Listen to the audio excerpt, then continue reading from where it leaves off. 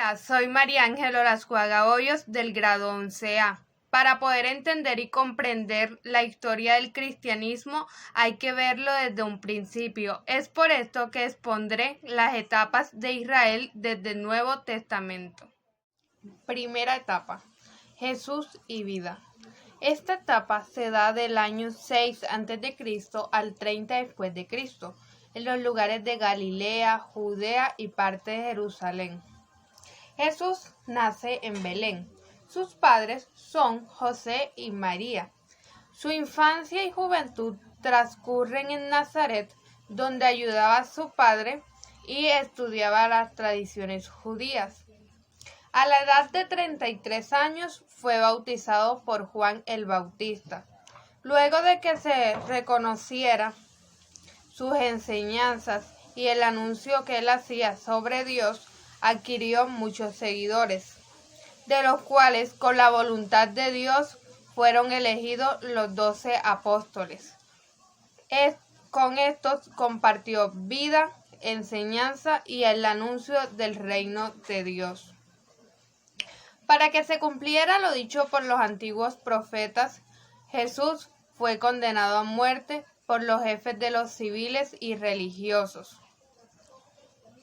y fue crucificado a mano de los romanos aproximadamente el 7 de abril del año 30. En nuestras vidas tomamos en cuenta esta primera etapa cuando analizamos todas las situaciones que tuvo que vivir Jesucristo para que lo que estuviera escrito fuera cumplido, detallando todas sus enseñanzas y mostrándoselas a toda la sociedad. Segunda etapa: Comunidad de Jerusalén. Esta etapa se da del año 30 al 40 después de Cristo. Cuando Jesús muere, sus discípulos, sus seguidores, las mujeres, la comunidad en general se sienten defraudados, ya que esperaban que fuera Jesús el que redimiera al pueblo de Israel. También pasan por un momento de miedos y dudas, donde no saben qué les espera a ellos, ya que si su líder fue asesinado, ¿qué se esperaría para estos? Quizás fueran asesinados o amenazados, torturados. Luego se da su resurrección, mencionándose como encuentros importantes el de las dos mujeres en el sepulcro, el de los dos apóstoles del camino a Emaús y la reunión con los otros apóstoles.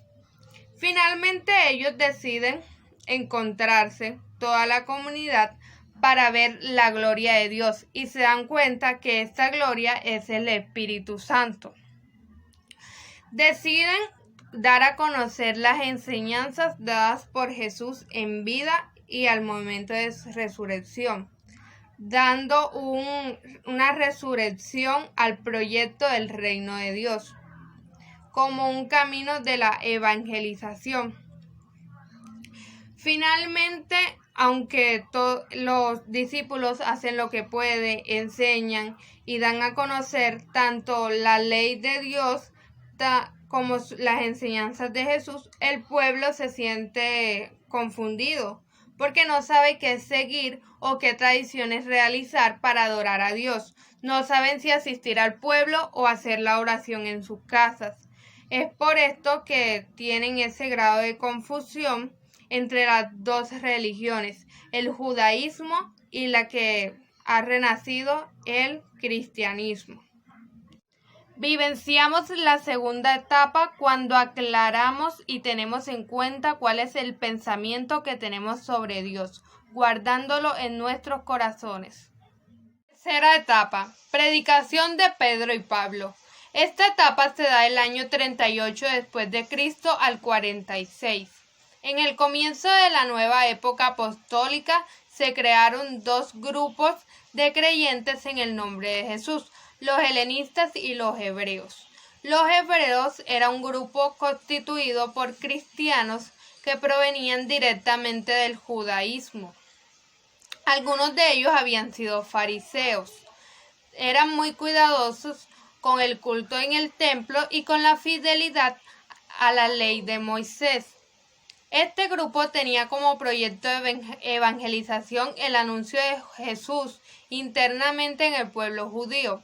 Estaba liderado por Pedro y segundamente por Santiago. Los helenistas eran cristianos oriundos de otras ciudades del Imperio Romano.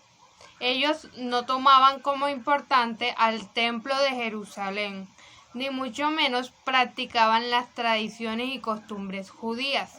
Es por esto que su proyecto de evangelización trataba sobre el anuncio de Jesús en los pueblos no judíos, liderado por Esteban, Felipe, Pablo y otros apóstoles.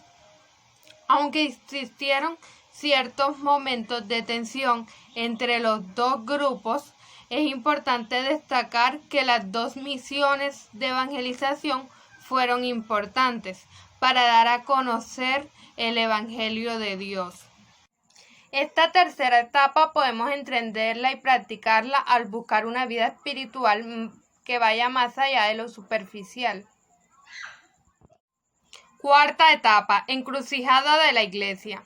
Esta etapa se da en el año 48 después de Cristo, cuando la Iglesia pasa por novedades como el Evangelio, el Reino de Dios, la Pascua de Jesucristo, lo que genera conflictos entre el judaísmo y el cristianismo. A su vez, se dan dos proyecciones: aquellos que deciden seguir con las leyes antiguas y los que prefieren escoger el nuevo camino, apoyándose de lo antiguo pero aceptando la novedad del Evangelio. Finalmente, gracias a la realización de la Asamblea de Representantes, se da el primer concilio de Jerusalén, en el cual se acepta a los gentiles cristianos con la condición de que no busquen la salvación en el judaísmo y que acepten sus prácticas sagradas. En esta cuarta etapa encontramos muchos trabajos, misiones y dificultades. La ponemos en práctica cuando tomamos decisiones que incumben a los demás, pero las sabemos tomar y no los afectamos a ellos. Quinta etapa, aperturas sin fronteras.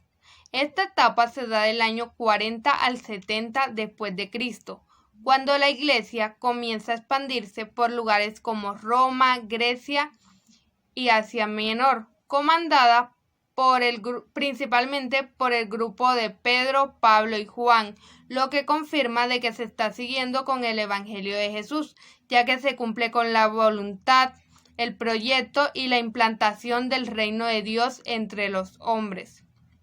Las mayores dificultades que pasa la comunidad en esta etapa es entrar a Jerusalén y Roma. En Jerusalén, por la mayor concentración que existe del judaísmo, y en Roma por el Imperio Romano y todo su poder político. Finalmente, esta etapa está llena de misiones, viajes, instrucciones a comunidades cercanas y distantes. La podemos vivenciar en nuestras vidas cuando aprendemos, enseñamos y damos a conocer todo lo que Dios ha hecho en nuestras vidas, involucrando a todas las personas para que también crean en Él.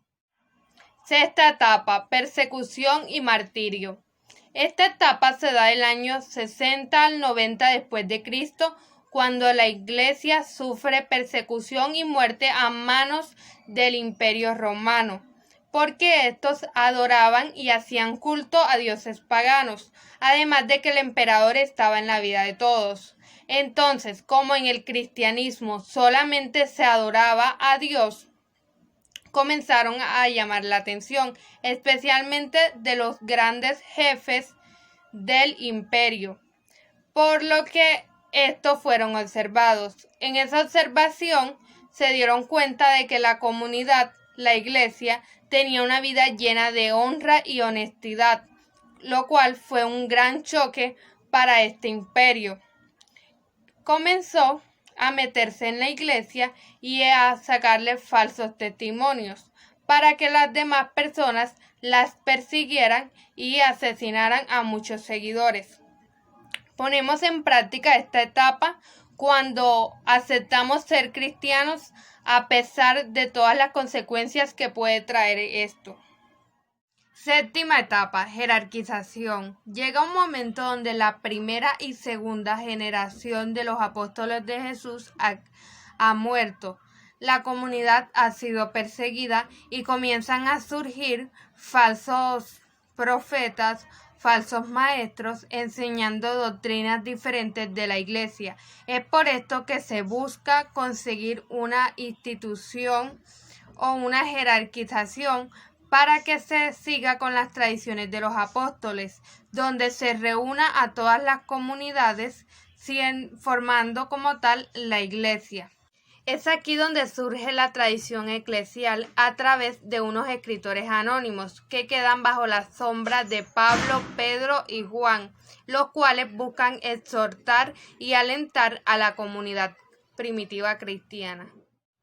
Después de exponer estas etapas, me doy cuenta que me faltaban muchos conocimientos sobre el comienzo del cristianismo. Es por esto que me gustaría que se tomaran valores como el aprendizaje en los niños de esta historia, además de que la Iglesia debería retomar esos principios de honestidad y honradez que mucho le faltan en la actualidad.